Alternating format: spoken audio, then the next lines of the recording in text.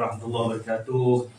Terlebih dahulu yang diraikan Tan Sri Muhammad bin Muhammad Taib, iaitu pengurusi Mubarak Selangor dan juga pengurusi Veteran UMNO Selangor yang saya fahamkan, juga mantan Menteri Besar Selangor. Jadi orangnya besar, orangnya penuh dengan pengalaman, tanpa orang lama yang ada di sini juga telah mencurahkan pengalaman untuk kita yang baru nak up ni, baru nak jadi pelapis ni.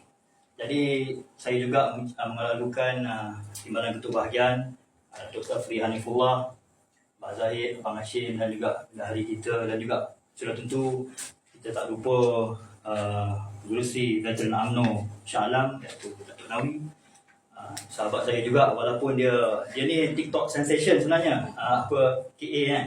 Datuk KA dia lagi hebat daripada saya lah dekat TikTok, dia kurang saya cakap.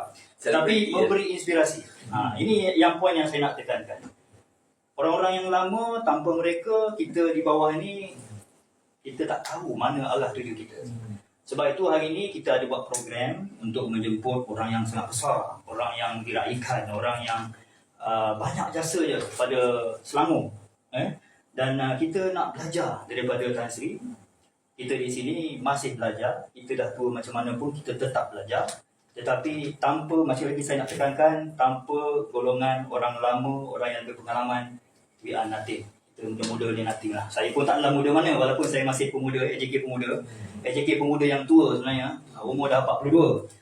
Jadi insyaAllah hari ini saya serahkan kepada pengurusi majlis. Saya juga nak ucapkan kepada Saudara Syakir kerana idea ni adalah cetusan yang dilakukan oleh beliau.